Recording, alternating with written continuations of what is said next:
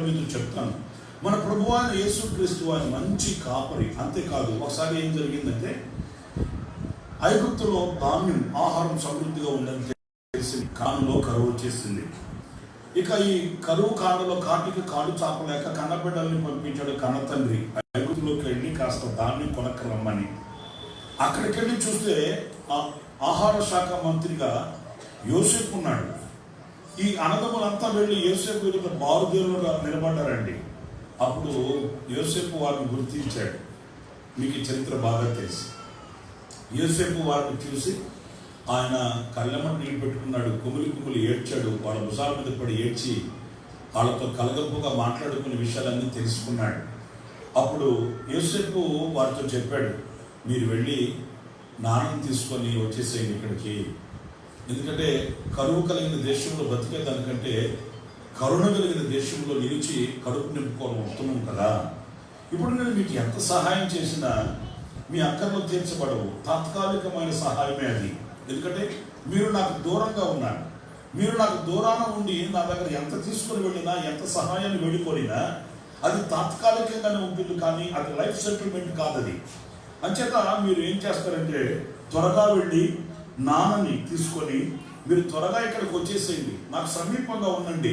నాకు సమీపంగా మీరు ఉంటే మీరు ఆశీర్వాదకరంగా ఉంటారు, మీరు దీవెనకరంగా బ్రతుకుతారు, క్షేమకరమైన బ్రతుకును బ్రతకగలుగుతారు అని ఆహ్వానిస్తే అన్నదమ్ములంతా వెళ్ళి ముసలితనంలో ఉన్న వృద్ధాప్యంలో ఉన్న తండ్రికి చెప్పి మొత్తం బెటాలియన్ మొత్తం కదలొచ్చారు. ఇంచుమించు ఒక 70 మంది అనుకుంటాను. వీళ్ళంతా ఫరో ఎదుట నిలబడినప్పుడు ఫరో ఒక మాట అడిగాడండి. ఏమడిగాడంటే, మీ కర్తవ్యం ఏంటి, మీరేం చేసేవాళ్ళు, మీరేం పని చేస్తారు అని అడిగాడు. అప్పుడు వీళ్ళు ఏం చెప్పారంటే ఫరోకి, అయ్యా మేమే కాదు మా పితరులు కూడా, మేమంతా కూడా మేము కాపరులము. చెప్పండి ఎవరంటే, నేనెవరమే? మేము కాపరులు. ఆదికాండం 47వ అధ్యాయం 3వ వాక్యంలో మాట చూద్దాం.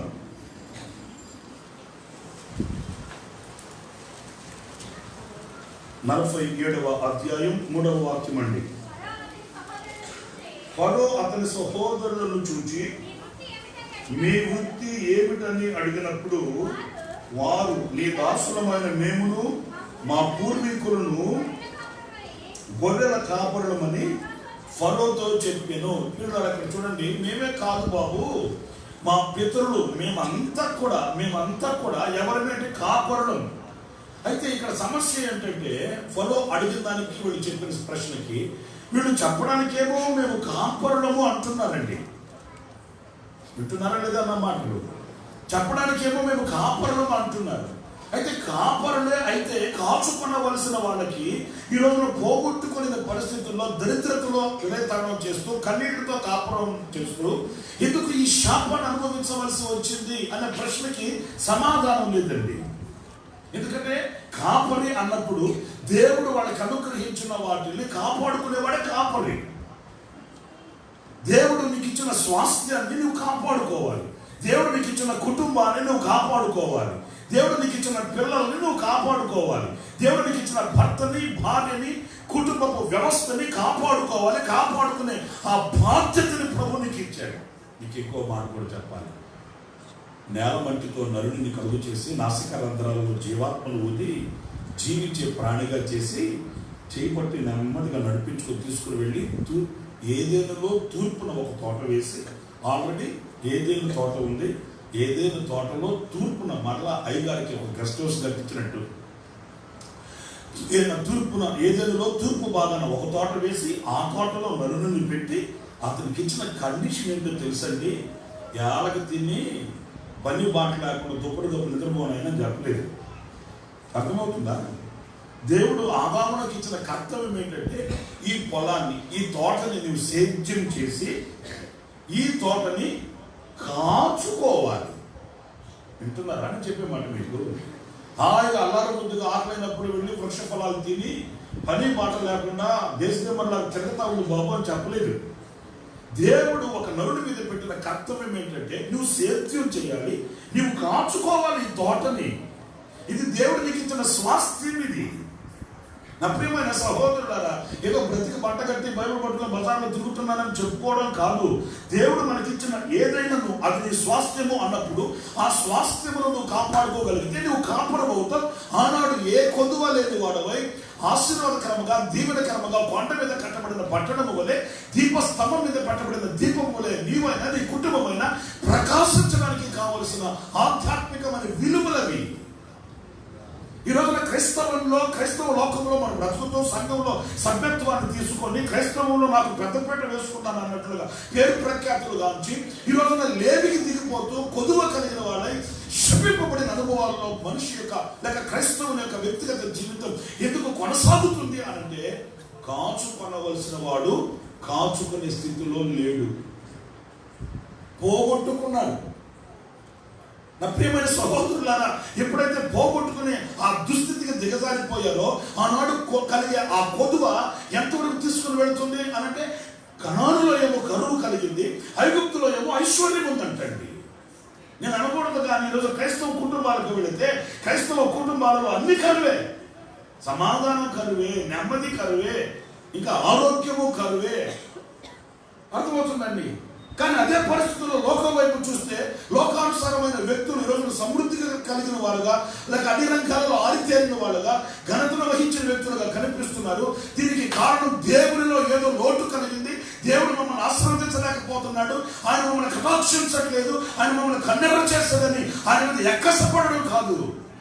మనలో ఉన్న లోటేంటో పాటేంటో మనం గుర్తించే విశాలమైన హృదయం కలిగిన వారు కావాలి. నాకు ప్రార్థనా మందిరానికి ఒక ముసలం తల్లి వస్తుంది. సరే, ఆమె ప్రార్థనా మందిరానికి వచ్చేది నుండి నేను ఒక రోజున వెళుతున్నాను.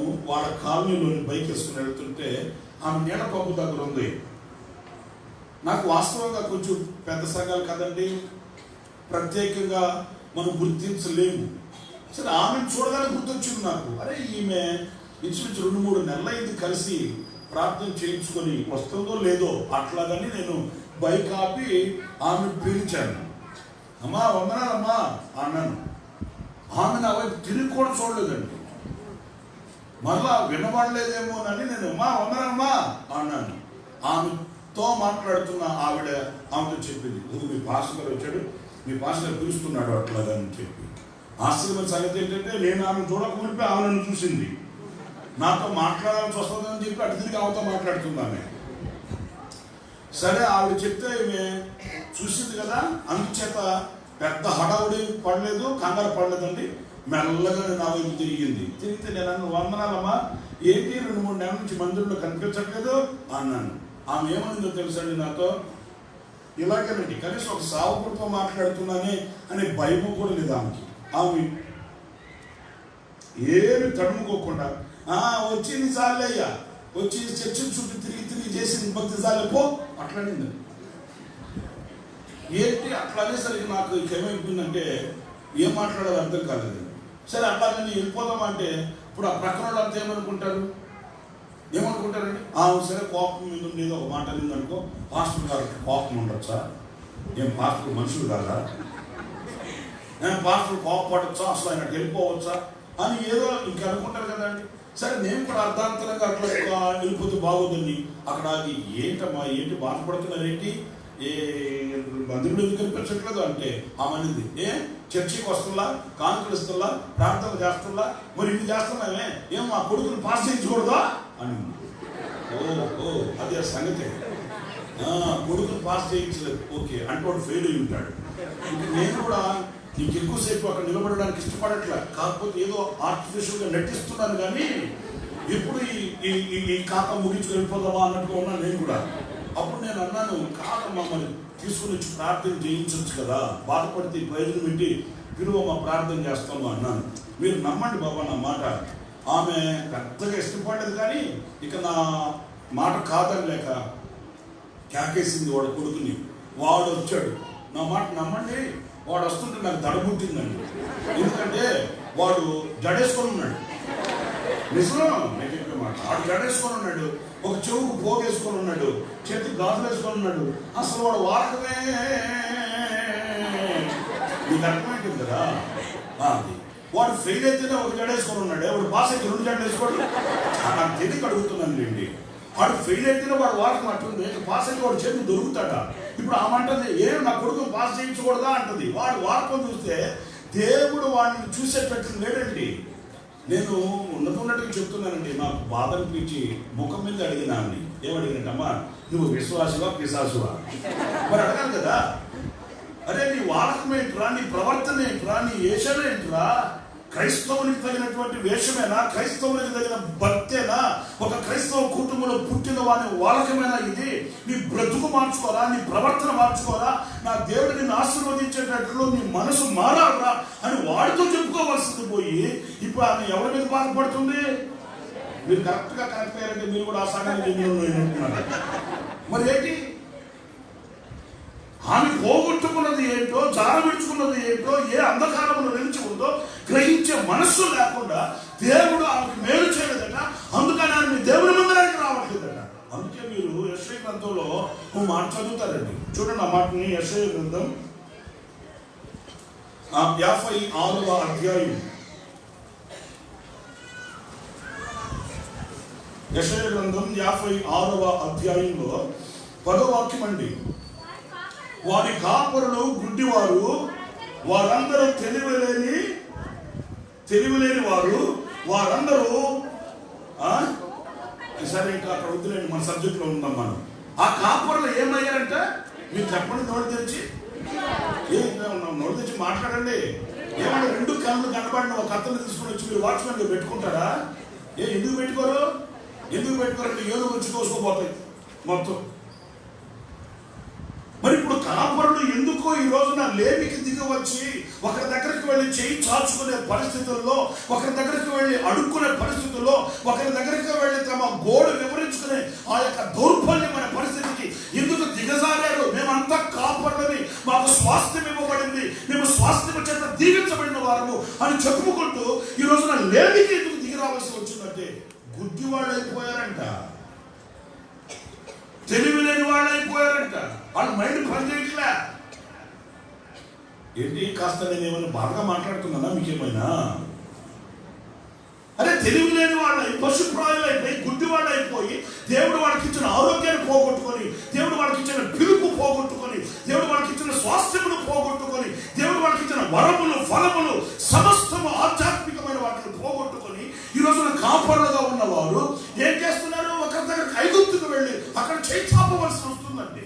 ఫరో అది అడుగుతున్నాడు, మీరేంటి, మీ కర్తవ్యం ఏంటి? అక్కడ మరో సాక్ష్యం చెప్తున్నారండి. ఏమని? మేము మా పూర్వీకులందరం, అంటే మేమంతా కాపాడమయ్యా అంటే అర్థమేంటి? దేవుడు మాకు ఇచ్చిన దానిని మేము కాపాడుకునే వాళ్ళమయ్యా అంటాడు. మరి కాపాడుకునే వాళ్ళైతే ఏ కాపాడబడి ఎక్కడెక్కడ లేవు కదా. ఏంటండి? ఇంటి ముందు గోడ మీద నేను నా ఇంటి వారును యెహోవాను సేవించుదుము అని రాసుకున్నారే. మరి ఇంట్లో వచ్చే ఆ కేకలేంటి, రంకెలేంటి, దెబ్బలేంటి? మరి ఇంటి గోడ మీద నేను నా ఇంటి వారిని యెహోవాను సేవించుదుము అని రాసుకున్నారు. మరి ఇంట్లో రాత్రుల పూట వినబడే కేకలేంటి, బూతు మాటలేంటి, అలర్లేంటి? వాటికి వీటికి సంబంధం ఏంటి? మీరు ఆలోచిస్తున్నారా కొంచెమే? నేను ఎందుకు ఈరోజు స్వర్గసీమలుగా ఉండవలసిన కుటుంబాలు నరక కూపాలు అయిపోతున్నాయి?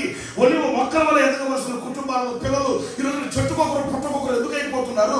అల్లల్లాడిపోతూ, తల్లడిల్లిపోతూ, గుండె గుప్పెట్లో పెట్టుకొని ఈ రోజున గూడు చెన్నని పరిస్థితులలో గుణమును కుదరక ఈ రోజున ఎందుకు నశించిపోతూ, లేక దేవుని నామానికి అవమానంగా ఉండవలసిన ఆ దుస్థితి ఎందుకు వాటిల్లింది? దీనికి కారణం ఏంటి? మన మనస్సాక్షి మన సమాధానం చెప్పాలి. నా ప్రియ సహోదరులారా, కాపర్లు గుడ్డివారైపోయారట. అందుచేత కాచుకొనవలసినవి కాపాడబడట్లేదు. ఏం కాచుకోవాలి మనం? ఇళ్ళు, వాకిళ్ళు, ఆస్తులు, అంతస్తులు, ఏటీఎం కార్డు, ఆధార్ కార్డు అయ్యా కాసుకోవాల్సింది. కొంతమంది ఎవరు ఫోన్ చేయకపోయినా అప్పుడప్పుడు ఫోన్ అట్లా ఆన్ చేసి చూసుకుంటుంటారు. అర్థమవుతుందా? మరి కొంతమంది రాత్రులు లైట్లు ఆపేసి బెడ్ వేసుకొని బీరువాలో ఉన్న డబ్బులు తీసి లెక్క పెట్టుకొని ఉంటారు కొంతమంది. మీకు తెలుసు, నాకు బాగా తెలుసు. వాళ్ళకి నెమ్మది ఉండదు. వాళ్ళకి డౌట్, పిల్లలు పెట్టిందేమో 10 రూపాయల కాగితం అన్నట్టు. అందరూ పడుకున్న తర్వాత బెడ్ లైట్లు వేసుకొని లెక్క పెట్టుకుంటుంటారు. అంటే చెక్ చేసుకోవడం మంచిదే, నేను కాదనట్లే. కానీ ఆధ్యాత్మికమైనవి ఉన్నాయి కదా, వాటిని ఏనాడైనా పరీక్షించుకున్నాడా? అరే దేవుడు నాకు ఇచ్చిన సమాధానం ఏమైంది? దేవుడు నాకు ఇచ్చిన అభిషేకం ఏమైంది? దేవుడు నాకు ఇచ్చిన వరములు ఏమయ్యాయి? దేవుడు నాకు ఇచ్చిన ఫలములు ఏమయ్యాయి? ఒకప్పుడు అనర్కణంగా ప్రార్థన చేసే నేను ఎందుకు మోగపోయిన స్థితిగతుల మధ్యలో ఉన్నాను? ఒకప్పుడు ఆత్మలో హర్షించి గంతులు వేసి ఆనందించిన నేను ఈరోజు ఎందుకు సత్యపడిపోయాను? నా విశ్వాసపు పరిమాణం ఎంతవరకు అని ఏమైనా పరీక్ష చేసుకున్నామా?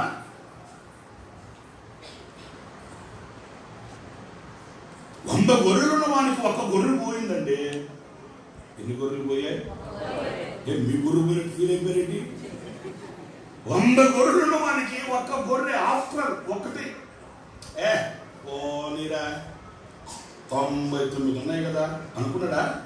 మంచి కాపరి కనుక అనుకోడు. మంచి కాపరి కనుక అనుకోడండి. ఈ 99 గొర్రెలను ప్రక్కన పెట్టి ఒక్క గొర్రె కొరకు పడ్డాడు, వెంట పడ్డాడు. మరి ఈరోజు మనకు అలాంటి మనసు ఉందా? చెప్పండి.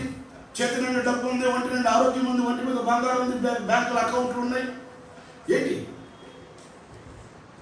ఇవి చూసుకొని నాకేంటి కొద్దు అనుకుంటున్నామే కానీ అయ్యో నా ప్రేయర్ లైఫ్, నా ఆధ్యాత్మికమైన ప్రార్థన జీవితం ఏమైంది?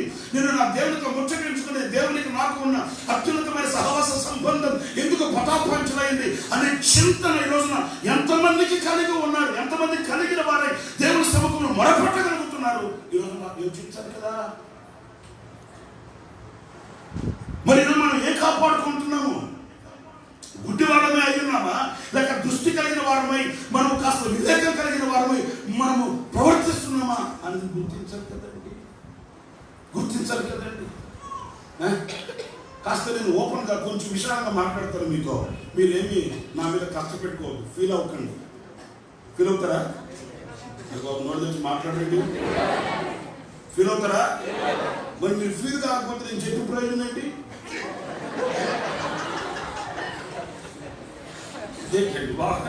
నేను అంత దూరం నుంచి వచ్చి గుడ్డ రెసిపీ నేను చెప్తుంటే నువ్వు చెప్పింది చెప్పుకో, మాకు ఫీల్ అంటే నేను చెప్పు ప్రయోజనం ఏంటి? ఫీల్ అవ్వాలని చెప్తున్నా. లేదు ఫీల్ అవుతారా లేదా? ఫీల్ అవుతారా? నేను మిమ్మల్ని ఏమంటే ఫీల్ అవుతారు మీరు? మనం కాచుకునే వాళ్ళు. మీరు లేఖనంలో చూడండి ఒక మాట, చక్కటి మాట. కీర్తనల గ్రంథం 34వ కీర్తన. కొంచెం త్వరగా తీసి చదవగలిగినాడు. త్వరగా నేను చదివితే నేను కొన్ని మాటలు చెప్తానండి. 34వ కీర్తన 13వ చరణం చూడండి. చెడ్డ మాటలు పలుకోకుండా నీ నాలుకను, కపటమైన మాటలు పలుకకుండా నీ పెదవులను నోటి ఏం చేయాలంట? ఏం చేయాలంటే నువ్వు కాపురగా అయితే నీ కొంప కొల్లేరు కాకుండా కాస్త కుటుంబము సఖ్యతతో, ఐక్యతతో, శాంతి సమాధానాలతో స్వర్గసీమగా నిలవాలి అని అనుకుంటే మొదట నీ నోటిని కాచుకో. ఎందుకంటే లోకానికి చుచ్చు పెట్టేది, కుటుంబాన్ని పాడు చేసేది, లోకంలో మనిషిని అపవిత్రుడిగా చేసేది అదిగో నీ పెదవులు, నీ నోట వచ్చే మాట.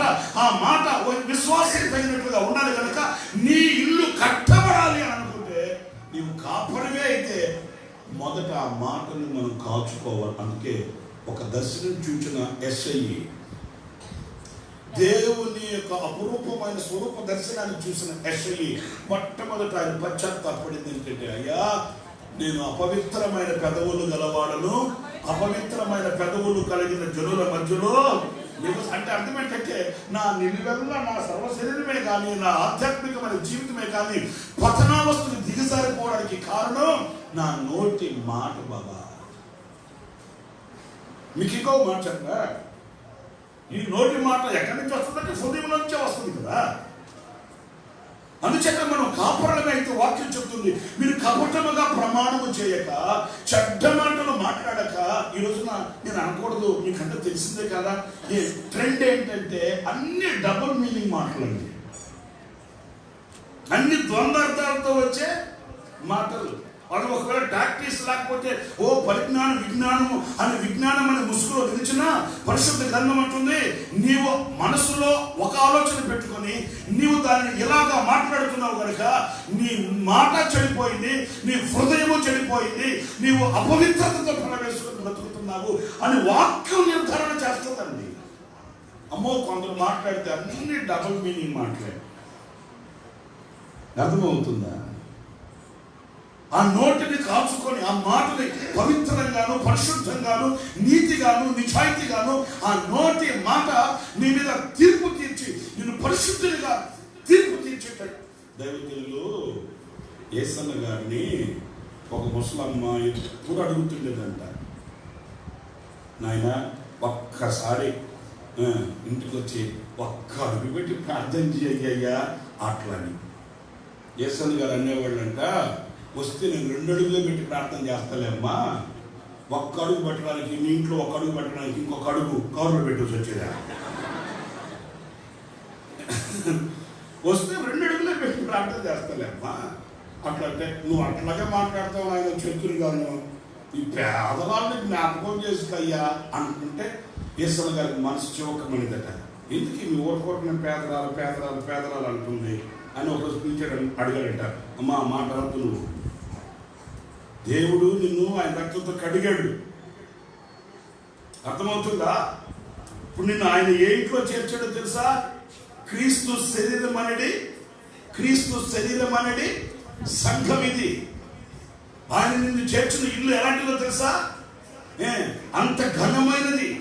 ఆయన రక్తంతో కడిగాడు, మనందరిని ఒక రక్త సంబంధికులుగా చేశాడు. ఆయన ఇంట్లోకి నిన్ను పిలిచాడు, మనందరిని ఒక కుటుంబీకులుగా చేశాడు. ఇంత ఘనతను ప్రభు నీకు ఇస్తే ఓరిన పేదరాలు పేదరాలు పేదరాలు అంటే నువ్వు అట్లా అనద్దు.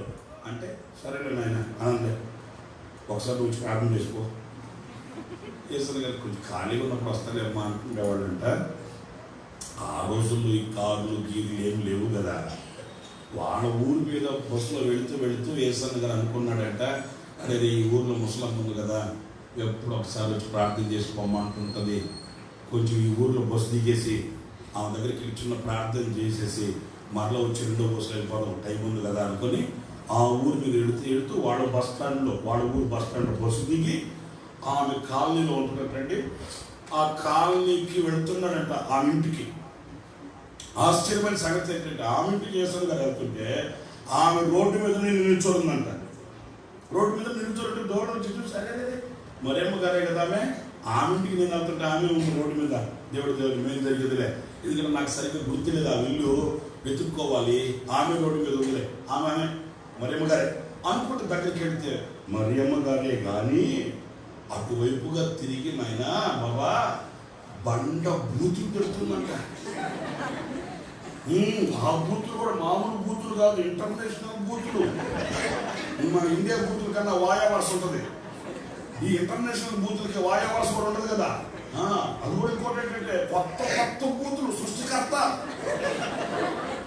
ఏ యూనివర్సిటీకి నేర్చుకుందో, ఏ ప్రైవేట్ క్లాసులు పెట్టుకుందో మనకు తెలియదు కానీ అమ్మ నాయన నోరు తెరిస్తే బంగాళాఖాతం. ఇక అటువైపుగా తిరిగి బండ బూతులు తిడుతుంటే యేసన్న గారు ఆ మాట వినలేక వెనక నుంచి మరి అమ్మా అన్నాడట. ఇక సమాంతరంలో యేసు ప్రభు విడిచిపెట్టి వెంటనే వెనక్కి తిరిగి అడిగినట్టు, నాయన నువ్వెప్పుడు వచ్చావు? నువ్వు స్టార్ట్ చేసినప్పుడే వచ్చాను మరి అమ్మా అంటే నువ్వు మొత్తం విన్నావా నాయన? సగం వింటేనే నా చెవులు తూపు పడిపోయి మొత్తం ఇక్కడ పెట్టి తెచ్చేవాడిని. ఏంటి మనం గారు ఎక్కడ మాట్లాడుతున్నారు మీరు అట్లా అంటే అవన్నీ. లేకపోతే చూడు నాయన ఈ గోడకి 10 పిడకలు కొట్టాను. 10 పిడకలు తెలుసా తెలీదా? అంటే మీరు సిగ్గులో ఉన్నారు కదా. వాట్ ఈస్ దిస్ పిడక అంటే కొంతమందికి గుర్తుండదు కదండి. సిగ్గుల్లోకి వస్తే పనులు మన మాకు తెలుస్తుందా? మరి అది వాటి చిన్నకాయ సరిదిద్దులు ఒక ఆమె అందుకని అడుగుతున్నాను. ఆమె నన్ను చూడలేనా ఈ గోడకి 10 పిడకలు కొట్టాడు ఆయన. ఆ 10 పిడకలు 2 పిడకలు ఎవడో తీసుకెళ్ళిపోయాడు ఆయన. వాడు కాళ్ళు వాడి చేతులు మనం స్టార్ట్ చేస్తుందంట.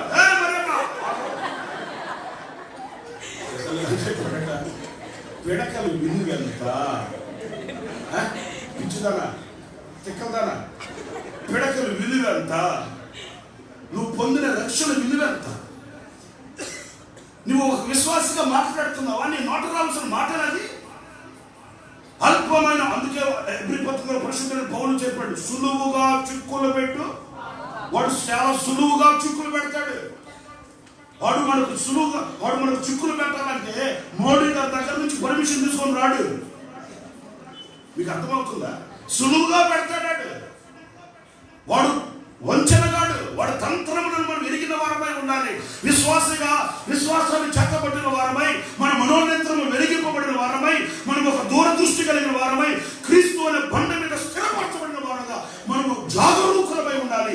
కాపాడమై కాపాడుకోవాలి. మన నేత్రము ఎప్పుడు కూడా మండ దృష్టి కాకూడదనే విషయాన్ని విశ్వాసం మర్చిపోకూడదండి.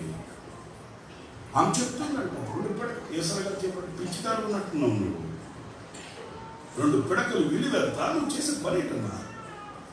గద్దించి బుద్ధి చెప్పి ఏసన్న గారు వెళ్తున్నానమ్మా నేను అట్లా వెనక్కి తిరిగాడంటండి. ఆ రోడ్డు మీద నుంచే అవనిందంట, నాయన ఎన్నో సంవత్సరాల నుంచి ఆశపడ్డాను బాబా, నేను తీసుకెళ్ళి నా ఇంట్లో చిన్న ప్రార్థన చేయించుకోవాలని. నువ్వు వచ్చి నన్ను దీవించే ఈ క్షణంలో సాతానగాడు నన్ను వచ్చి చూసేసాడయ్యా, అయ్యా అయ్యా అయ్యా అయ్యా రాయ్యా ఇంటికి రాయి అంటే ఏసన్న గారు మరలా ఆ ఇంట్లో అడుగు పెట్టలేదండి. ఏసన్న గారు ఒకటి చెప్పాడమ్మా, నేను వచ్చి ఇప్పుడు మీ ఇంట్లో చేరి నాయన ఇంటిని దీవించయ్యా, దించయ్యా దించయ్యా దించు దించయ్యా దించయ్యా దించు దించయ్యా దించయ్యా దించు దించయ్యా అన్నా. ఒకవేళ నా ప్రార్థనలకి దేవుడు దీవెనలు పంపిన అవి నీ ఇంట్లో ఉండవు. ఎందుకంటే నీవు నీ మాటను కాచుకున్న వ్యక్తివి కాదు కదమ్మా.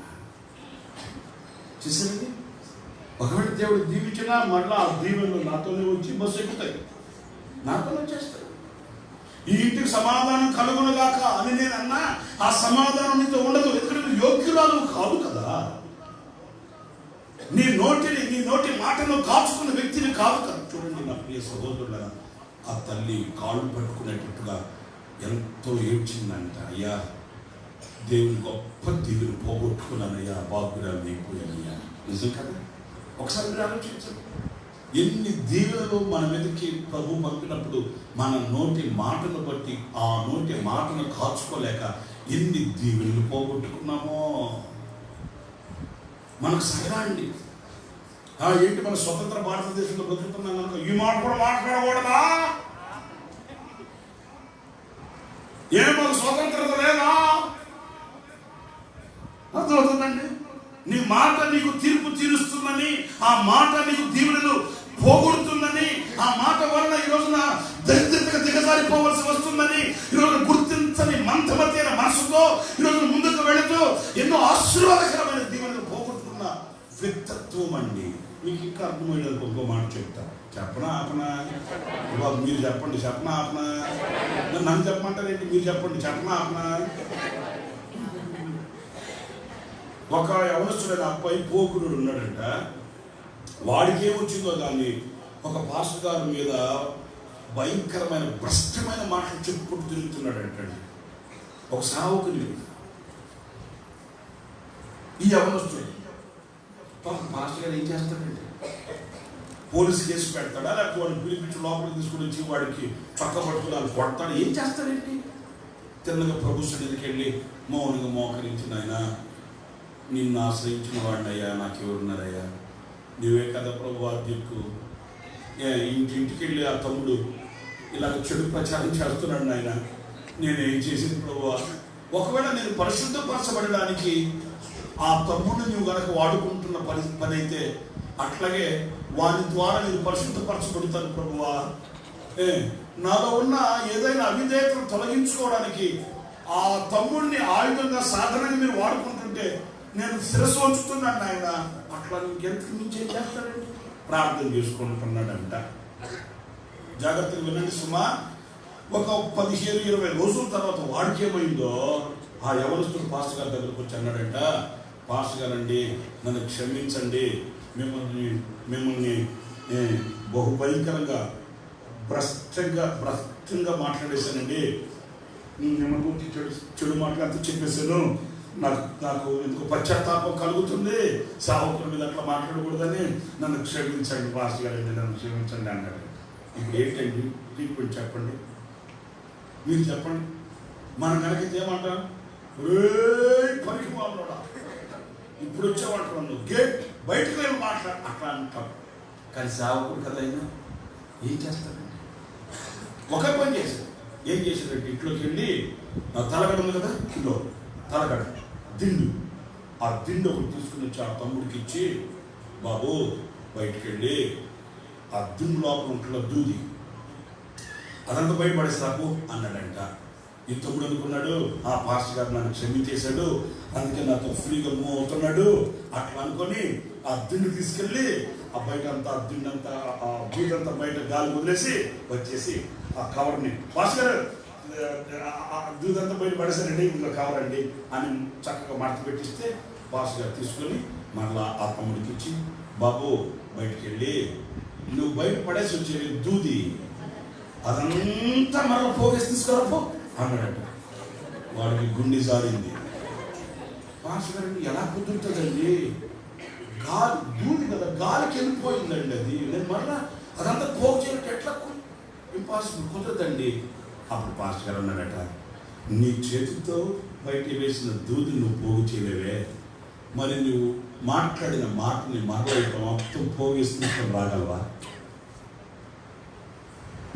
మీకు అర్థమవుతుందని చెప్పిన గాలికి కంటికి కనబడే మాటలను, గాలి కంటికి కనబడే దూదినే తీసుకుని రాలేదే, కంటికి కనబడిన మాటని విషపు మాటలు నువ్వు వెదజల్లేవు కదా, ఇప్పుడు వాటిలన్నింటిని మరలా నువ్వు తీసుకొని రాగలవా? అలాంటప్పుడు నువ్వు మాట్లాడే మాట ఎలా ఆచి తూచి ఆచి తూచి ఆచి తూచి ఇది ఆత్మ సంబంధమైనదా కాదా, ఇది దేవుని సంబంధమైనదా కాదా, ఇది ఆశీర్వాదాన్ని తీసుకుని వచ్చేదా, శాపాన్ని కొని పెట్టేదా అని యోచించక మాట్లాడే మాట ఎందుకు సాహసించి మాట్లాడుతున్నావు? విశ్వాసులుగా ఉన్న మనము మన నోటిని కాచుకోవాలండి. అందుకే ఆ దేవదూతలలో ఒకడు కారుచున్న అగ్నిని తీసుకుని వచ్చి యెషయా పెదవులకు తగిలించాడు. ఆ పెదవులు అంటే ఆ మాట పరిశుద్ధపరచబడింది. హల్లెలూయా, హల్లెలూయా. ఇక్కడ మనం కాపరులమి అంటే కాచుకునే వారము అయితే మనం ఏం చేయాలి? మన మాటని మనం కాచుకోవాలి. స్తోత్రం చెప్పండి ఒకసారి. మరొక మాట కూడా నేను క్లుప్తంగా 1-2-3 మాటలు చెప్తానండి, అది కూడా మీరు చదవండి. మలాకి గ్రంథంలో 2వ అధ్యాయం 16వ వాక్యం అండి.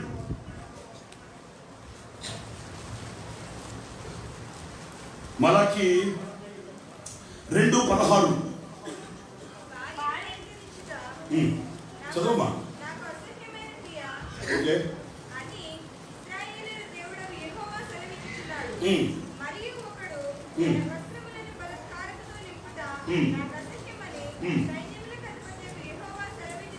Right, okay. కాబట్టి కొంచెం గట్టిగా చదువుమా.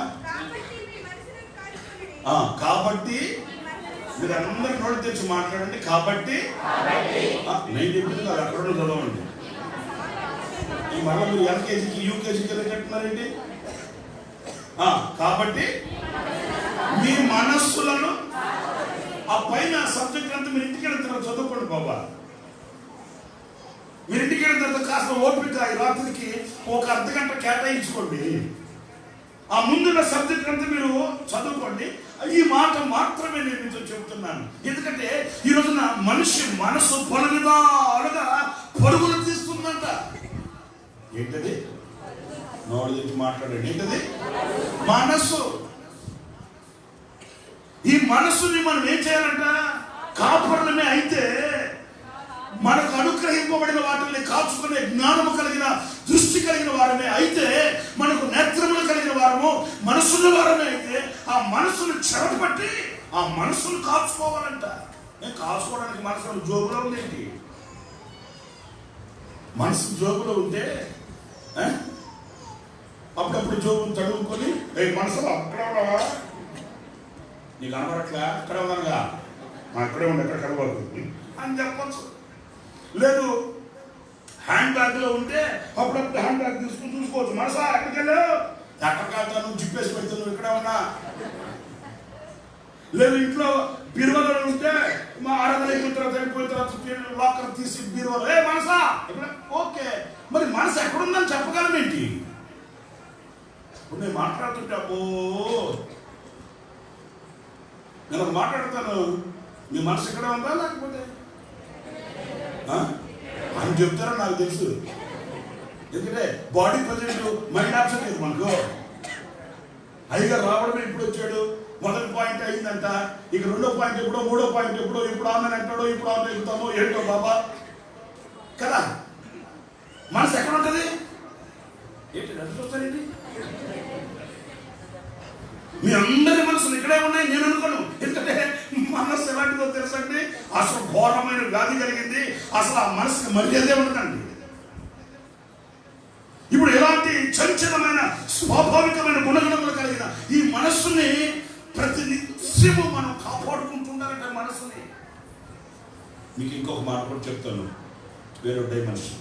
అదేంటంటే సాతాను గాడి మొదటి గురి దేని మీద తెలుసండి? మనసు మీద కొడతాడు. మీకు అర్థమవుతుందని చెప్పామాట. మీకు నేను చిన్నప్పుడు చదువుకుంటున్నప్పుడు మా పంతులు గారు చెప్పిన కథ. అదేంటంటే ఒక సరస్సు, మీకు తెలుసు ఉంటుంది అనుకుంటాను, ఎందుకు ఒక గుర్తొచ్చింది నాకు. ఒక సరస్సు, ఆ సరస్సులో అంటే ఒక వాగు అనుకోండి, ఆ సరస్సులో ఒక ముసలి ఉందంట. మా పంతులు గారు చెప్పాడండి. ఒక ముసలి తెలుసా? మాట్లాడండి. పులుసు కాదు, నలుసు అంటే మన నలుసు కాదు. తెలుసా తెలీదా? పులుసు కాదు బాబా, తెలుసా తెలీదా? ఓకే, ఏంటది? ముసలి వాగులో ఉందా? ఆ సరస్సు పక్కన ఒక చెట్టు ఉందంటే చెట్టు మీద కోతుందంట. దేని మీద? చెట్టు మీద. ఏముంది? స్వాతి అంటే పెట్టిన బాబు, స్వాతి కాదురా, కోతి. ఏంటది? మూతి కాదురా, కోతి. అంటే వాటి కూడా కరెక్టేనండి. ఈ చెట్టు మీద ఉంది స్వాతి కాదు, కోతి. ఈ చిత్రమైన సంగతి చెప్పిన, ఈ కోతి మీద మనసు పడిందంట. ఈ ముసలికి పడుతుంది మనసు కదా, పడుతుంది. ఇప్పుడు మీకు కొంచెం ఏదో కరెక్ట్ అయినట్టు పడుతుంది. అరే నేను ముసలికి కోతితో ఏ సంబంధం ఉండదో, ఈ ముసలికి ఆ కోతి మీద మనసు పడిందంట. ఏంటంటే నవ్వుకుంటున్నారు. నేను ఈ మధ్య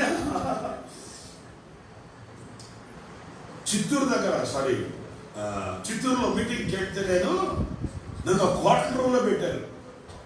అది హోటల్ రూమే కానీ బాబా లోపలికి గోల, నిద్ర పట్ల. అడిగాను వాళ్ళ గురించి, ఏంటి బాబు హోటల్ రూమ్లో ఇంత గొడవ ఉంటే? అయ్యా ఏం లేదు బాబు, అక్కడ ఫంక్షన్ హాల్ ఉంది, దాంట్లో మ్యారేజ్ జరుగుతుందండి అన్నాడు. మరి మ్యారేజ్ జరిగితే మాత్రం ఇదేంటా బాబు, ఆగుబాగు అంకమ్మ జాతర ఏంటిదే అట్లా అంటే ఇంకొక అర్థగంట ఓపిక పట్టండి అన్నారు. ఏంటంటే ఆంధ్ర అబ్బాయి అమెరికా అమ్మాయి పెళ్లి, వాళ్ళిద్దరు ఫోటో ఫ్లెక్సీ కట్టుకున్నారు బయట. అక్కడ చూస్తే వీడి గ్యారెంటీ కలరు, ఆ అమ్మాయి గ్యారెంటీ కలరు. మీకు అర్థమైందా? అది కాదు, మీకు తెలియదే ఉంది.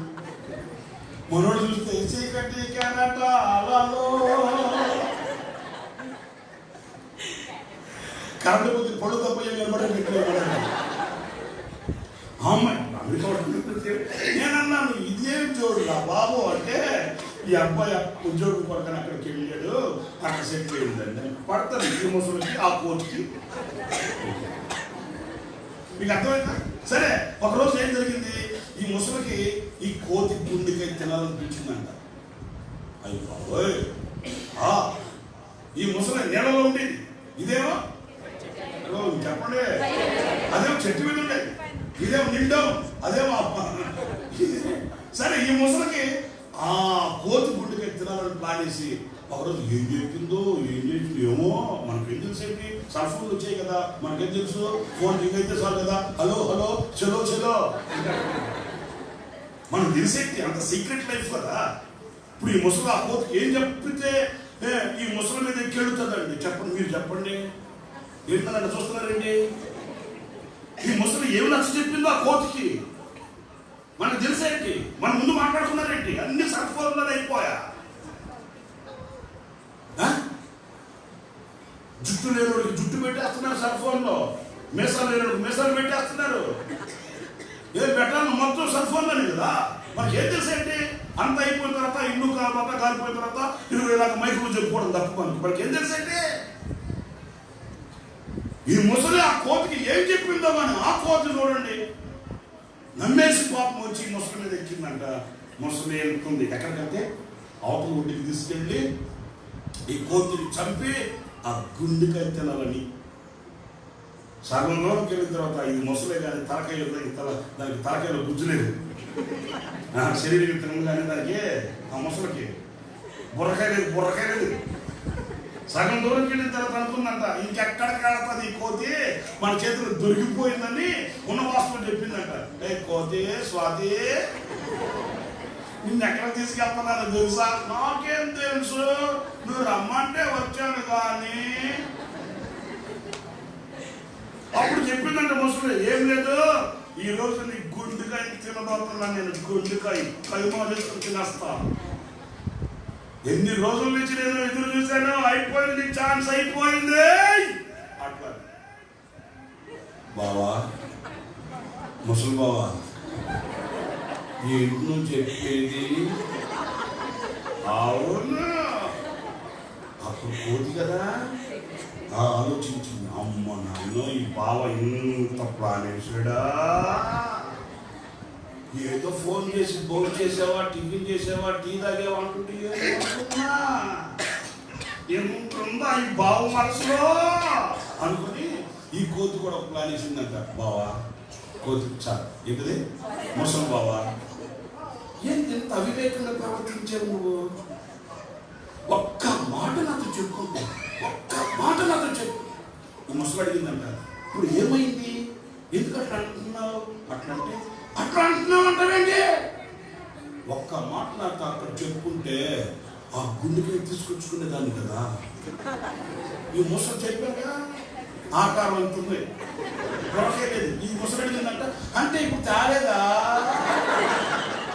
కోతి అడిగిందంట, బావా కోతి ముసలి బావా తీసుకుని రాలేదు బావా, నాకేం తెలుసు అనవసరంగా బరువు ఎందుకు ఎక్కువ అని లెస్గా చేసి మంచిది కదా అని చెప్పి గుండెకాయ చెట్టుకు తగిలించి వచ్చాను బావా అని. పాప ఈ ముసలికి అర్థం కాక, అవునా మరి వెనక్కి తీసుకొచ్చుకుందామా? నేను ఎందుకు చెప్తున్నానంటే ఇప్పుడు మీరు ఇక్కడికి వస్తూ మీ మనసులో ఏ చెట్టు తగిలించి వచ్చారో నాకేం మీకు అర్థమైందా నేను చెప్పింది? వస్తా ఏ జ్యువెలరీ షాప్ లో తెలిసి వచ్చావు నీ మనసు, వస్తూ ఏ రెసిడెన్షియల్లో లేకపోతే ఏ హోటల్లో, ఏ బంగారు షాప్ లో, ఏ మేకప్ షాప్ లో ఎక్కడ తెలిసి వచ్చారో ఇక్కడికి వచ్చి కూర్చొని ఇక్కడ మాత్రం బాబు ప్రతి డాగు గడగను గసగసలు వెళ్ళలేదు. మనసేమో ఎక్కడో ఉంది, మనుషులు మాత్రం ఇక్కడ ఉన్నారు. ఏంటి నవ్వుకుంటున్నారేంటి?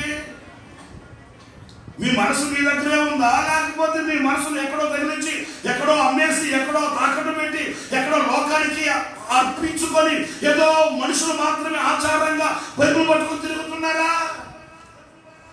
ఈరోజు నా దేవుడు నిన్ను ఆశీర్వదించడానికి నీ మనసు ఎక్కడా? యాజీ నీ మనసు ఎక్కడా?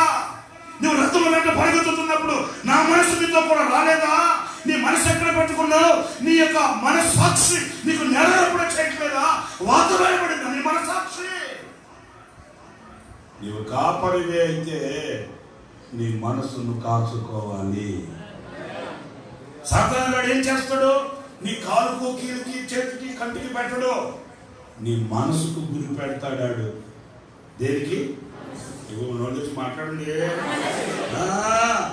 సరిగ్గా వాడు దెబ్బ కొట్టాడంటే దేవుని కొడతాడంటే నీ మనసు మీద కొడతాడాడు. కావాలంటే చూడండి, ఉదయం 4 గంటలకు లేచి అన్ని ముస్తాబు చేసుకుని వంట వారికి పక్కన పెట్టి ఈరోజు 10 గంటలకు ఆరాధన, 9 గంటలకి గంట సేపు ప్రార్థన చేసుకోవాలనుకుంటున్నారా?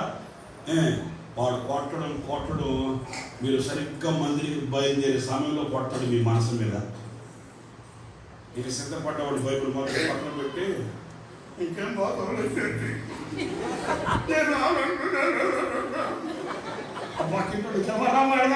నా మనసు ఏం బాగుండదు, నీకు ఎప్పుడైనా మనసు బాగుండేది?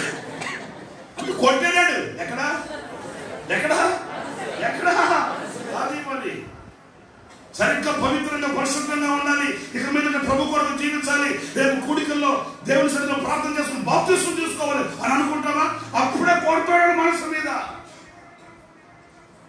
దేవుని వాక్యం అంటుంది, అదిగో సాతాను గాడి చేతిలో బలి కాకూడనట్లు, వాడు సాతాను తంత్రాలను మీరు ఎదిరించేటట్లు నీ మనసుని కాచుకో, ఆ మనసుని నిలబెట్టు, కాచుకో, కాపాడుకో ఆ మనసుని. ఆ మనసు కదలనివ్వకు, చంచలమైన మనస్తత్వంతో కదలనివ్వకు. సాతాను అగ్ని బాణములను ఎదిరించగలిగిన స్థిరమైన మనస్సు కావాలి. నా ప్రియమైన సహోదరులారా, ఈ రోజున క్రైస్తవ్యంలో విశ్వాసంగా ఉండవలసిన వాళ్ళు ఈ రోజున అదో పాతాళానికి దిగజారిపోయిన వ్యక్తులు ఎందరో కనిపిస్తారు. కారణం, సాతానుగాడు వారి మనస్సు మీద కొట్టాడు, మనస్సు విచ్ఛిన్నమైపోయింది. మనసా నీ ప్రియుడు యేసు నీ పక్షమై నిలిచెనే, మనసా నీ ప్రియుడు యేసు నీ పక్షమై నిలిచెనే,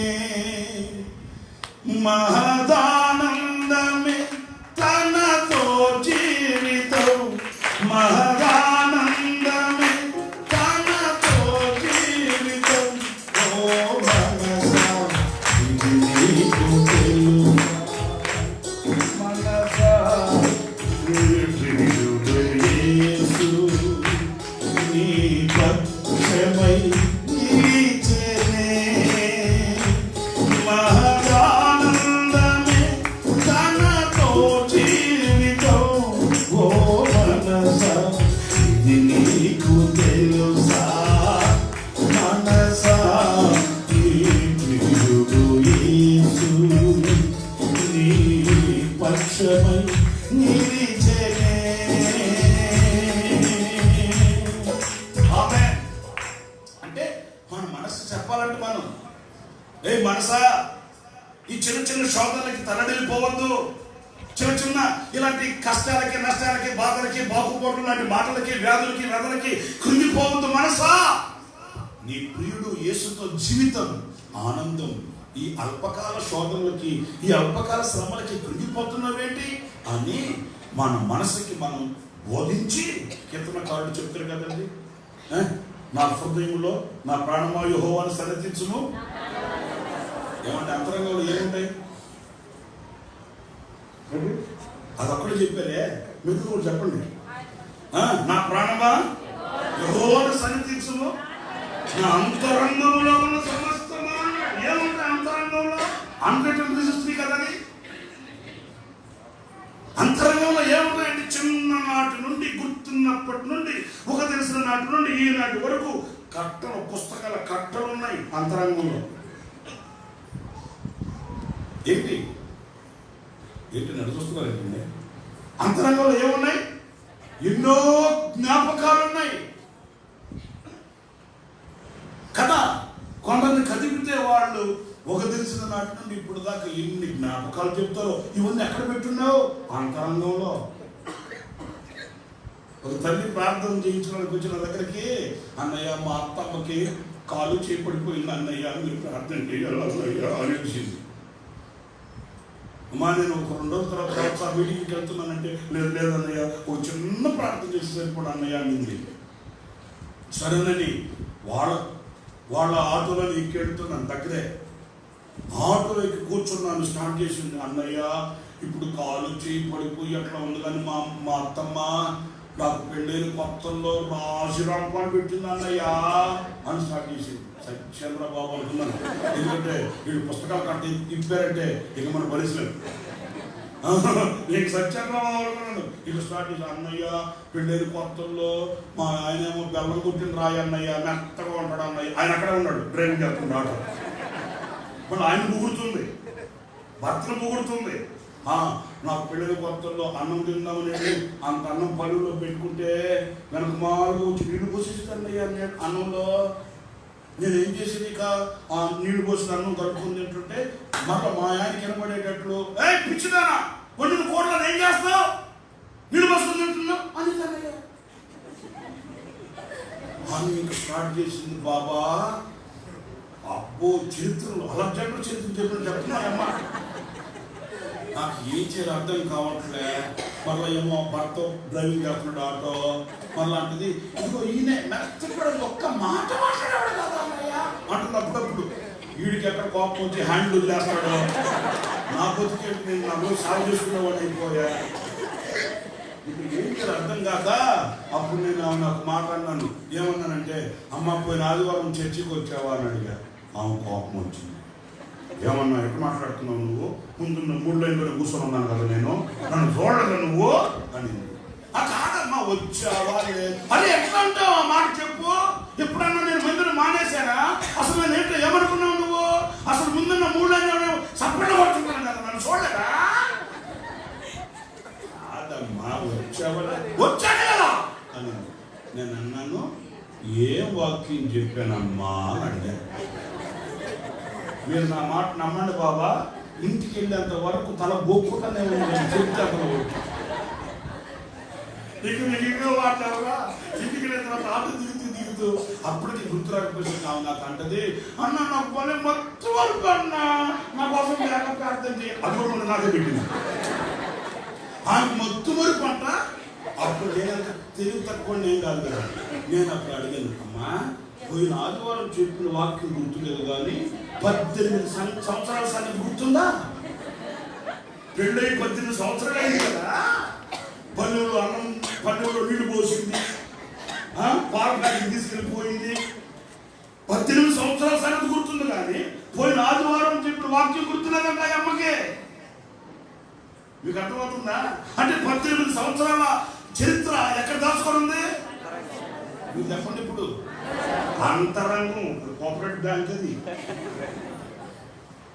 అంతరంగం. అందుకే దావీదు అన్నాడు, నా అంతరంగంలో ఉన్న ఉద్దేశాలు, ఉద్రేకాలు, కోరికలు, తలంపులు, ఆశలు, ఆశయాలు ఇవన్నీ ఎక్కడ ఉంటున్నాయి? చీమల పుట్ట, కోరికల పుట్ట అందులో ఉన్నాయి.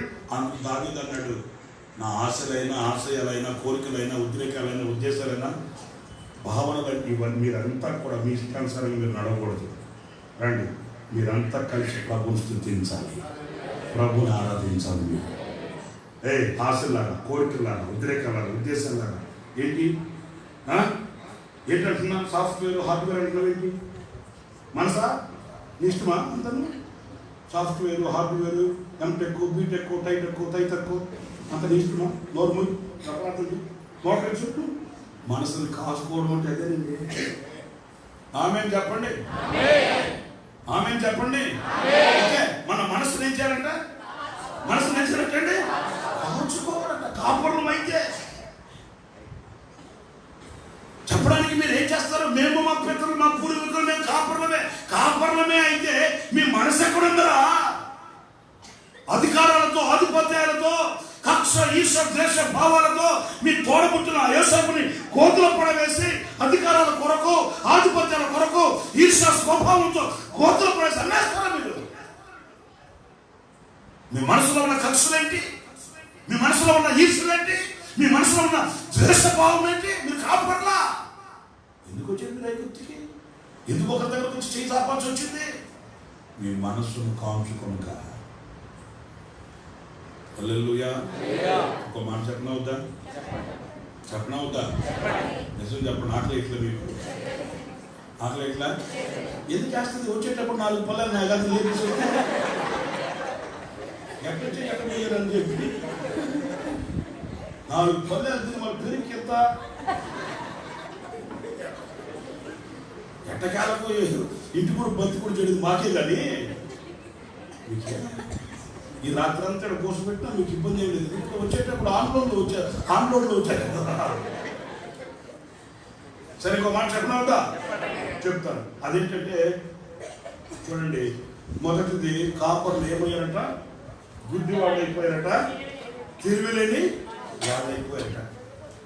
దాంట్లో 2 విషయాలు చెప్పాను. ఒకటి, మనము నోటిని, మాటలు కాచుకోవాలి. 2, మన హృదయాన్ని, మన మనసును కాచుకోవాలి. అర్థమవుతుందా? 2వ మాటలో ఇంకొక మాట నేను చెప్పి ముగించేస్తాను. మిమ్మల్ని విసిగించలే కానివ్వండి, ఇంకొక మాట చెప్పి ముగించేస్తున్నాను. అదేంటంటే ఇర్మియా గ్రంథం 10వ అధ్యాయం ఇర్మియా గ్రంథం 10వ అధ్యాయం 21వ వాక్యం అండి. కాపరులు పశుప్రాయులై వాడు యెహోవా యొద్ద విచారణ చేయక ఉన్నారు కనుక అసలు వారు వర్ధిల్లక ఉన్నారు. చాలమ్మా, వారు వర్ధిల్లక ఉన్నారంట. నైటీలు ఓటీలు నైటీలు, ఎక్స్ట్రా డ్యూటీలు, చేత కాలు సంపాదించి చిన్నగా పైసలు చిన్ని చేతులు లేక చంద్రవందన చేయబడిన బతుకు పోయలేక 6 అడుగుల మనిషి 3 అడుగు తాడుకి వేలాడుతున్నాడు. ఏరా బాబు అంటే వద్దురా బాబు, ఈ జీవితం వద్దు. నేనంటాను, మరి రాత్రి మావుడు రెక్కలు ముక్కలు చేసి రక్తాలు ఆవిరి చేసి శ్రమ పడుతుంటావు కదా, ఎందుకు వర్తినట్లేదు నువ్వు? నేను చెప్పే బాణి మీకు అర్థమవుతుందా? పాపం ఖాళీగా ఉండరండి, ఖాళీగా ఉండరు. నడుము వచ్చి చెమట కాల్చి రెక్కలు ముక్కలు చేసి రక్తం ఆవిరైపోయేటంతగా శ్రమ పడుతున్నా కష్టపడుతున్నప్పటికీ కూడా వాడు వర్తిల్లట్లేదు. వాడు చేతి పనుల్లో వర్తిల్లట్లేదు, కుటుంబపు వ్యవస్థలో వర్తిల్లట్లేదు, వాడు ఉద్యోగాల్లో వర్తిల్లట్లేదు, స్పిరిచువల్ గా ఆధ్యాత్మికంగా కూడా ఆ ఎదుగుదల లేదు. ఏమైంది? ఎందుకు వాళ్ళు వర్తిలకు ఉన్నారంటే వాడు యెహోవా యొద్ద విచారణ చేయట్లేదంట. ఎవరు? కాపరులు, కాచుకునేవాళ్ళు. ప్రియ సహోదరులారా, ఈ రోజున ఎందుకు మోడుబారిన జీవితం లాగా అడగండిపోతూ అడగదొక్కబడిన వారుగా ఈ రోజున లోకానికి కనబడడానికి ఏంటి కారణం? ఈరోజు క్రైస్తవుడుగా ఉన్నవాడు ఒక వినూత్నమైన శక్తి అని మర్చిపోయి క్రైస్తవుడు అణగదొక్కబడిన వాడుగా ఎందుకు ఈరోజు సమాజంలో కనబడవలసి వచ్చింది? క్రైస్తవుడు ఎవడో తెలుసా? లోకాన్ని వెలిగించగలిగిన వాడు క్రైస్తవుడు, లోకాన్ని శాసించగలిగిన వాడు క్రైస్తవుడు, లోకానికి శక్తిని ప్రదర్శించగలిగిన వాడు క్రైస్తవుడు, లోకానికి దైవత్వాన్ని చూపగలిగిన నిదర్శనం క్రైస్తవుడు. విశాలమైన విషయంలో వేలాడుతున్న గోళాన్ని గిరిగీసి గీతలో నిలబెట్టగలిగిన వాడు క్రైస్తవుడు.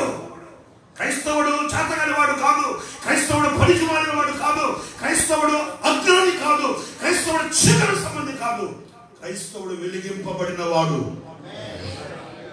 క్రైస్తవుడు లోకాన్ని శాసించగలిగిన వాడు, క్రైస్తవుడు దైవ శక్తిని లోకంలో ప్రదర్శించగలిగిన వాడు, క్రైస్తవుడు క్రీస్తు శక్తికి ప్రతిరూపం క్రైస్తవుడు. కానీ ఆ శక్తి కోల్పోయాడు, వర్తిల్లకపోయాడు, మోడుబారిపోయాడు. దేనిలో పట్టుకున్న అపజయమే, దేంట్లోకి వెళ్ళినా కూడా ఫెయిల్యూర్ అయిపోయి ఎవరి మీద పడి సావాలని అర్థం కాక ఇల్లేం కలిసి రావట్లేదండి పాస్టర్ గారు. ఇల్లు ఎట్టు కలిసి వస్తుంది? వింటున్నారా కదా మీరు?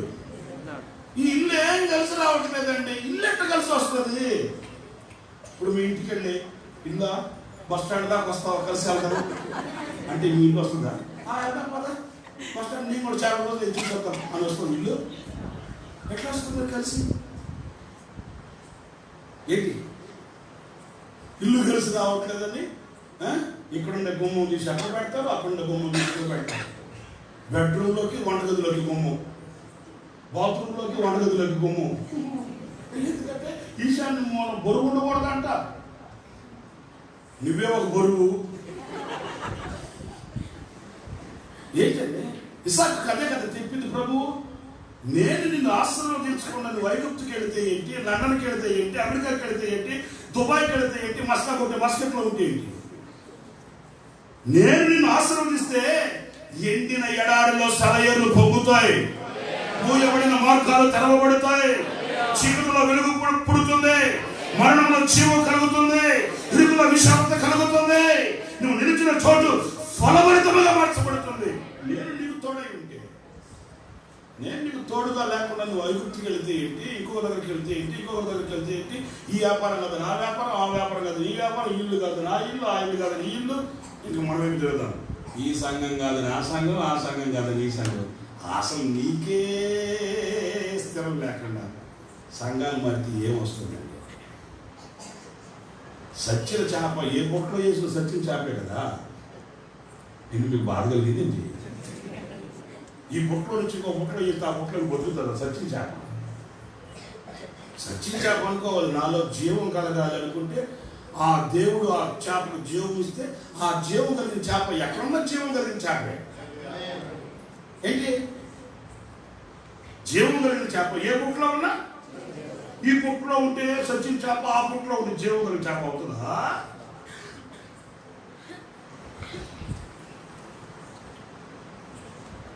ఈ మారు ఇలాంటి దృశ్యమైన వాటి మీద అందులో నాకు ఆశీర్వాదం కావట్లేదు. ఇందులో అసలు దేవుడి వాక్యం అంటుంది, మీరు వర్ధిల్లకపోవడానికి గల కారణం మీరు యెహోవా యుద్ధ. మీరు సౌలు చరిత్ర చూడండి, క్లుప్తంగా చెప్తాను నేను. సౌలు ఎంతకాలం పరిపాలన చేశాడు? ఇశ్రాయేలుకి మొదటి రాజు సౌలు 40 సంవత్సరాలు పరిపాలన చేశాడండి. మనాడు 5 సంవత్సరాలకి నెత్తిన జుట్టు పోతుంది. మనాడికి మీకు అర్థమవుతుందా? మనాడికి ఎన్ని సంవత్సరాలకి అవిశ్వాసంలో పెడితే ఊసి పోస్తుంది. 5 సంవత్సరాలకే మనాడికి నెత్తిన జుట్టు ఊడిపోతుంది. ఆయన 40 సంవత్సరాలు చేశాడు సౌలు. కానీ బాధాకరమైన విషయం ఏంటంటే 40 సంవత్సరాల పరిపాలనలో కృపలేని పరిపాలన చేశాడు. కృపలేదు. ఒక్క మాట ఒక్కనికి చెప్పాలంటే సౌలు క్షేమం కాదు, సౌలు ఎవరికి క్షేమం కాదు. సౌలు ముగింపు చూస్తే భయంకరమైన ముగింపు అండి. చావు కోరి నేను బ్రతకలేను నన్ను చంపండి అంటే చంపేవాడు ఎవడూ లేక తన చేతులారా తన ప్రాణాన్ని తీసుకున్నాడు. సూసైడ్ అటెంప్ట్ చేసి తన ఆత్మహత్య చేసుకున్నాడండి. ఏది ఒక రాజుగా అభిషేకించబడ్డవాడు, దేవుని చేత ప్రత్యేకించబడిన వాడు, దేవుని సాధనముగా ఉండాలని కోరుకొని ఏరుకొనిన సౌలు ఆత్మహత్య చేసుకుని సచ్చాడండి. తన కత్తి మీద తానే పడి తన ప్రాణాన్ని తీసుకునే దుస్థితి కలిగిందండి. అతడు ఏది చేసినా వర్ధిల్లలేదు, అతడు ఏది చేసినా ఆశీర్వదించబడలేదు. అతని కుటుంబం నీరసిల్లిపోయిందంట. ఏం పరిపాలన తెలియదా? ఏం రాజు కదా? ఒకప్పుడు వెలిగిన వాడు ఇప్పుడు ఎందుకు ఆడిపోయాడు? ఒకప్పుడు ప్రకాశించిన వాడు ఇప్పుడు ఎందుకు మూలబడిపోయాడు? ఒకప్పుడు రాణించిన వాడు ఈరోజు చేతగాని వాడు వల్ల ఎందుకు అయిపోయాడు? సౌలు యెహోవా యందు విచారణ చేయవలసిన వాడు కర్ణ పిచాచి ఆత్మ కలిగిన మనుషుల దగ్గర విచారణ చేయడం ప్రారంభించాడు. దేవుడు మాట్లాడట్లేదు. అర్థమవుతుందా? దేవుని ఆలోచన చెప్పట్లే. దేవుడు ముఖం చాటేసుకున్నాడు. ఇప్పుడు సౌలు పరిస్థితి ఏంటంటే యెహోవా యందు విచారణ చేసి ఆయన ఆలోచన తెలుసుకోవలసిన వాడు ఇప్పుడు ఆ కాపరి యెహోవా యందు విచారణ చేయట్లే. ఏమంటున్నాడంటే కర్ణ పిచాచి. ఏంటది? పిచాచి. చెప్పండి, ఏంటది? అందరూ చెప్పండి. పిచాచి దగ్గరికి వెళ్ళి ఆలోచన అడిగితే పిచాచి ఆలోచన చెబుతుందా, మంచి ఆలోచన చెబుతుందా? మీకు అర్థమైంది. ఇప్పుడు అది పిచాచి దగ్గరికి వెళ్ళి పిచాచిని నాకు ఆలోచన చెప్పు, నేను ఎంటెక్ తీసుకోమంటావా బీటెక్ తీసుకోమంటావా అంటే ఆ పిచాచి అంటది ఏం తీసుకుని అవసరం లేదు, బయలుపడుతుంది, సాగు అంట.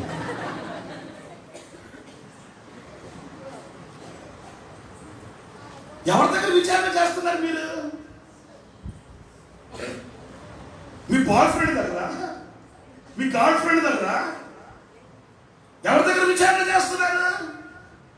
తల్లిదండ్రులు కాళ్ళకి చక్రాలు కట్టుకుని తిరిగి సంబంధం ఏర్పాటు చేస్తే ఈ రెండు వాళ్ళ ఫ్రెండ్ని అడుగుతున్నాడంట, అరే మా అమ్మ మా మమ్మీ డాడీ ఒక సంబంధం చూశారు, చేసుకోమంటావా లేదా? వీడొక పాషు మొహమ్మోడు, ఆడొక సాంబార్ మొహమ్మోడు. ఈ సాంబార్ మొహమ్మోడికి పాషు మొహమ్మోడు అడిగితే ఏం చెప్తాడు? ఎవరి దగ్గర నువ్వు విచారణ చేయాల్సింది? ఎవరు వస్తున్నాడో చెప్పండి నాకు. ఎవరి దగ్గర విచారణ చేయాలి? నీ భవిష్యత్తును కూర్చి. ఎవరి దగ్గర విచారణ చేయాలి? నీ స్టడీస్ ను కూర్చి. ఎవరి దగ్గర విచారణ చేయాలి? నీ యొక్క భవిష్యత్తులో ఆశీర్వాదకరమైన నిలవడానికి ఎవరి దగ్గర విచారణ చేయాలి? నీకు ఆలోచన కలిగిన శక్తి కలిగిన దేవుడు ఉన్నాడు. ఆయన ఎలాంటి ఆలోచన ఇస్తాడో తెలుసా? నీ యొక్క దృష్టి నిలిపి నీకు ఆలోచన ఇస్తాడు.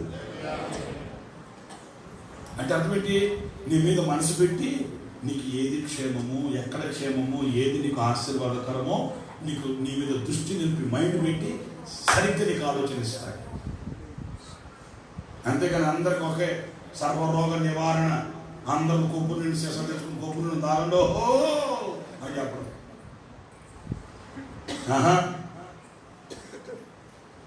దైవజనులు యేసన్న గారితో మేము కొంతకాలం ఉన్నాము. కొంతకాలం అంటే నేను 15 సంవత్సరాల వయసు నాకు. మేము ఈ మినిస్ట్రీలోకి వచ్చినప్పుడు 15 సంవత్సరాల వయసు. ఇప్పుడు నాకు 42 సంవత్సరాల వయసు. నీకు అర్థమైందిగా? అది అప్పటి నుంచి యేసన్న గారిని వెంబడిస్తూనే ఉన్నాను.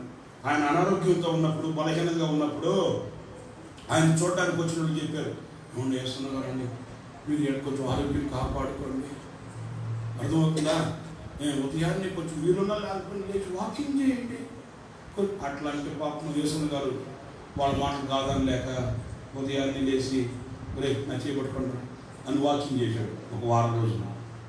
తీరా యేసన్న గారు మోహన్ లాజరస్ గారు ఉన్నారు కదా, చెన్నై నాగుమావుడు, ఆడ సంఘంలో ఒక పెద్ద డాక్టర్ గారు ఉంటే ఆయన తీసుకొచ్చాడు. ఎవరో మోహన్ లాజరస్ గారు. యేసన్న గారిని ఆయన బాగా చూసి అన్నాడు, యేసన్న గారండి మీరు వాకింగ్ ఏమైనా చేస్తున్నారా అని అడిగాడు ఆయన. దానికి యేసన్న గారు ఘనంగా డాక్టర్ గారు చేస్తున్నానండి ఉద్యోగం చేశారంటే ఆయన అన్నాడు, పొరపాటును వాకింగ్ చేయొద్దు అన్నాడు. మీకు ఏముందండి, కాళ్ళలో గుజ్జు లేదు బాబా, మీ ఒంట్లో ఏముంది శక్తి, మీరు కనుక వాకింగ్ చేశారనుకో మోకాళ్ళు అరిగిపోతాయి. అర్థమవుతుందా?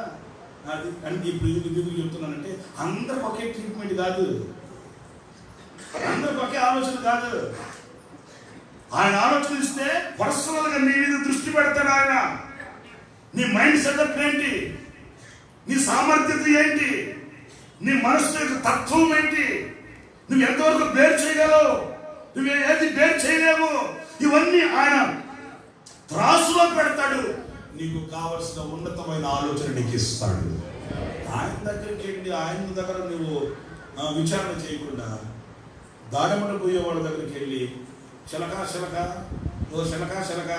నా రహస్య చెప్పవా గీత అంటే ఆ చిలక అంటే నా బతికే బాగా చేతులు వేయాలి, నువ్వు నా దగ్గరకు వచ్చాడు పనికి అన్నాడు వాళ్ళు అంతే కదా. ఎవరి దగ్గర మన సౌలు ఉన్నాడు, రాజు గారు సౌలు ఉన్నాడు, ఇది వెళ్ళి ఎక్కడ విచారణ చేశారంట. మీకు ఇంకో మాట చెప్పేస్తారు, ఒక మాట. దావీదు ఉన్నాడు, సేమ్ 40 years.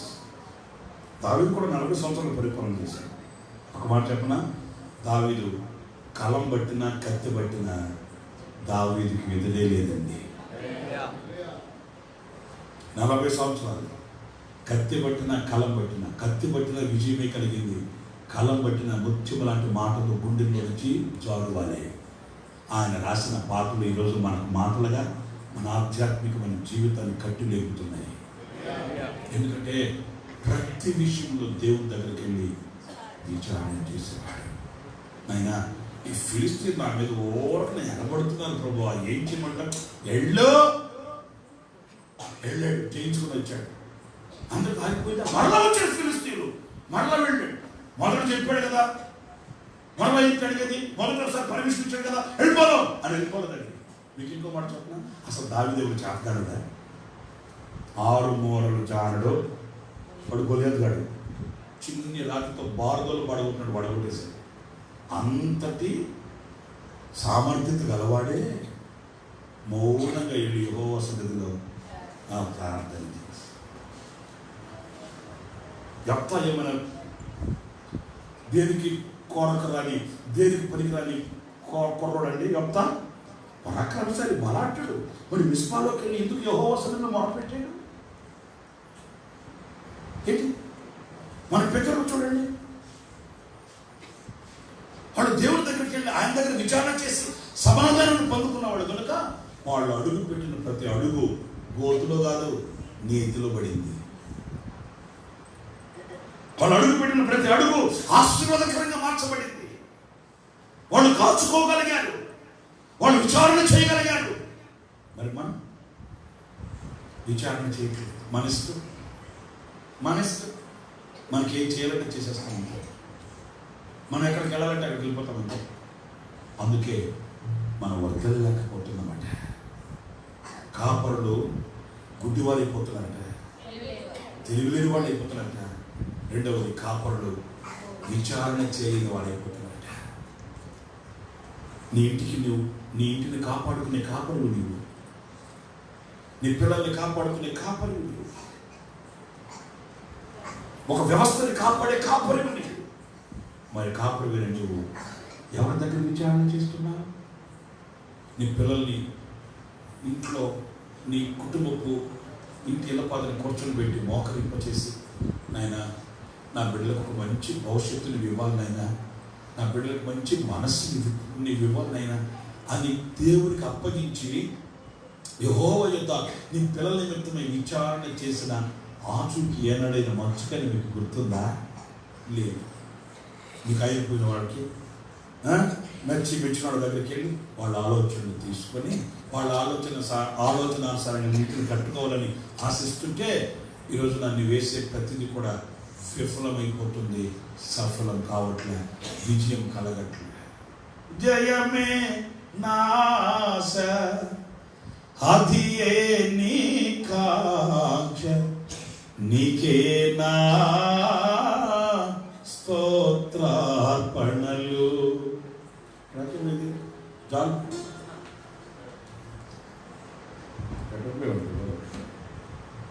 ఎక్కడికి వెళ్ళినా అపజయమే, ఎక్కడికి వెళ్ళినా అన్నీ కూడా పెడతాలతో మునిగిపోతున్నారు. నేను మాట చెప్తాను, మీరు బాధపడరుగా? సమాధానం చెప్తారు చెప్పరా? నువ్వు నోటి మాట్లాడేంటి? మాకు విజయవాడలో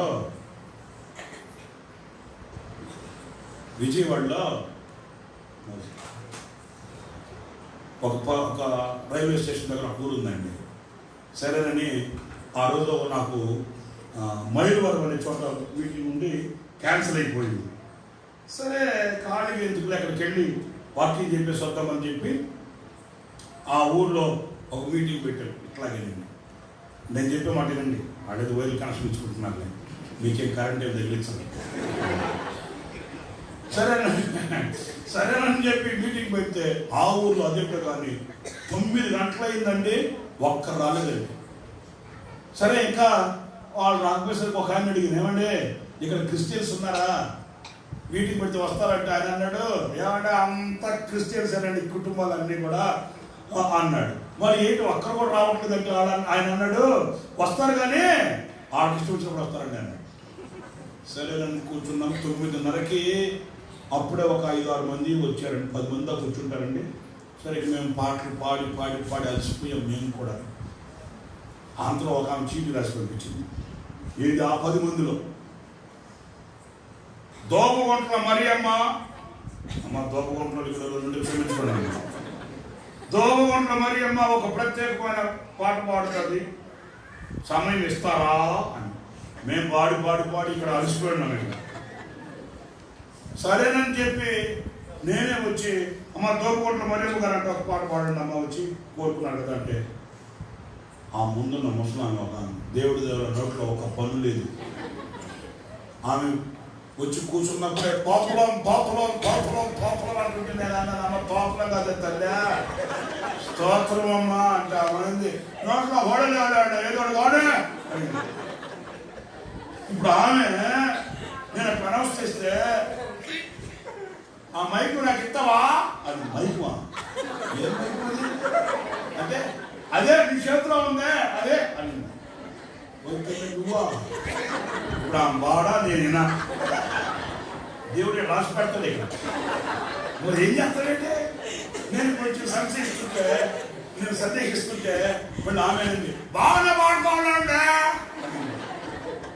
స్థానికులు వీళ్ళు ఇప్పుడు అవమానిస్తే బాగోదు అది. సరే కానీ తించేస్తారు అని మైక్ ఇచ్చారు. మీరు నమ్మండి బాబా నా మాట, మైక్ అటు చేతికి ఇచ్చని లేదో తక్కువ అంటే ప్రిపేర్ అయ్యి ఉంటుంది మా అమ్మ. తక్కువ స్టార్ట్ చేసింది,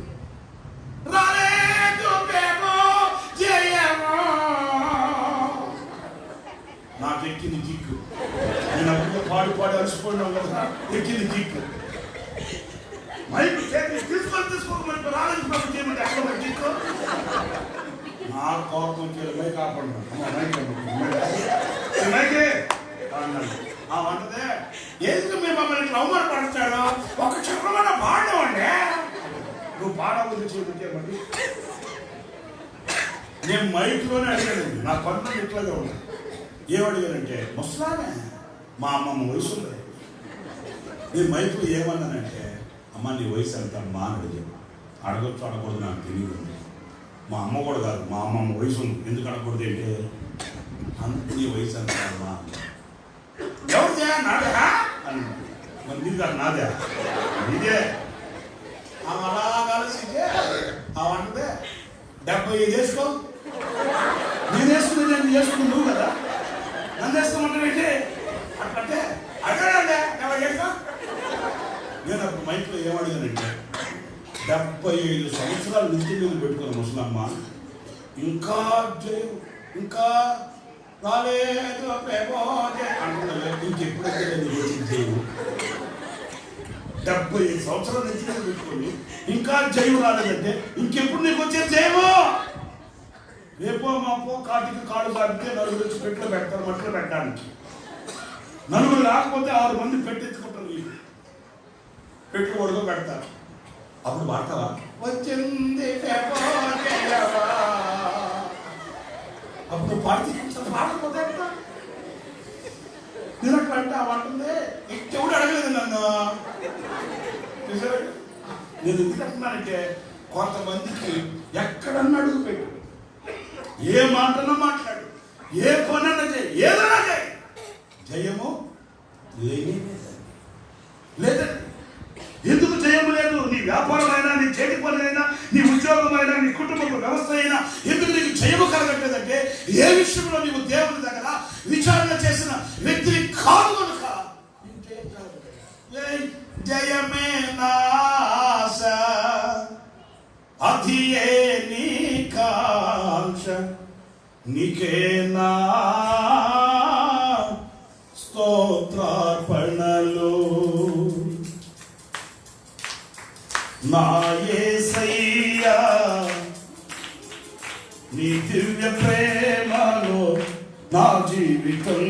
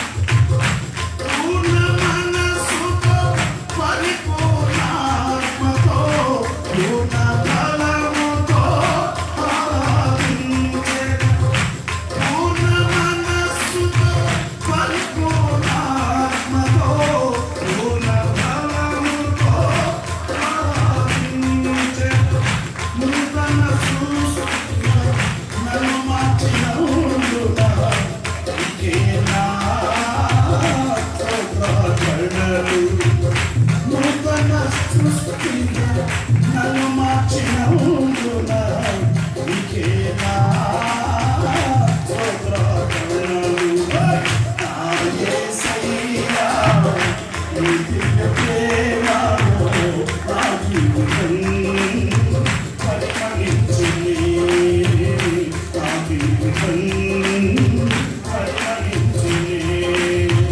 నా యేసయ్యా నీ దివ్య సేవలో నా జీవితం పరిమళించింది. నా జీవితం పరిమళించింది. జయించిన నీవు నా పక్షమై ఉండగా జయించు నీవు నన్ను నడుపుచును. అందరూ కలిసి జయించిన నీవు నా పక్షమై ఉండగా జయించు నీవు నన్ను నడుపుచుండను.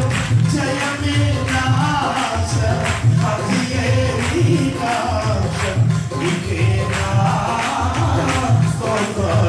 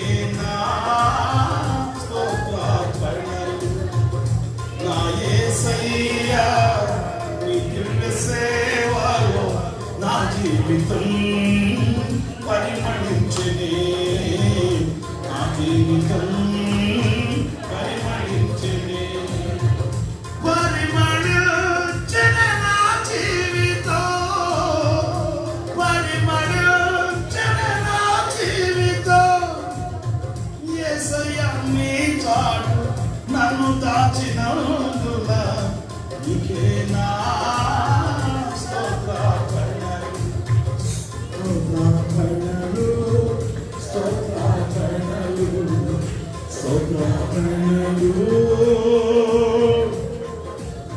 స్తోత్రార్పణలు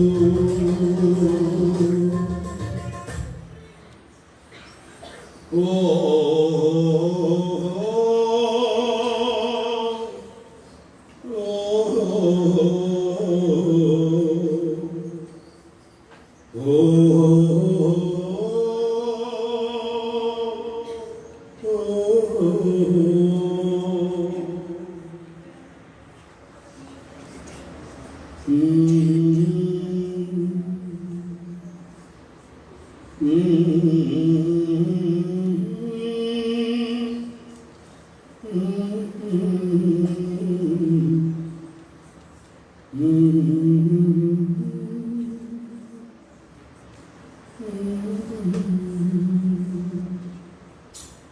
అందరూ అలాగే కళ్ళు మూయండి, తలలు వంచండి. ఒక్కసారి ఈ రాత్రి మిమ్మల్ని మీరు పరీక్షించుకోండి. సుమా, నీవు ఎందుకు పోగొట్టుకుంటున్నావు? కాపాడుకునవలసిన వాడివి పోగొట్టుకుని వాడవు ఎందుకు ఈరోజు రిక్త హస్తాలతో నిలిచి ఉంటున్నావు? హృదయంలో సమాధానం లేక, గుండెల్లో నెమ్మది లేక, కుటుంబంలో ప్రశాంతత లేక, అల్లాడిపోతూ తల్లడెళ్ళిపోతూ కుండి కృషించిపోతున్నావే. ఈ రోజున ఆధ్యాత్మికమైన జీవితంలో సతికిలబడి పతనావస్థకి దిగజారిపోతున్నావే. దానికి కారణం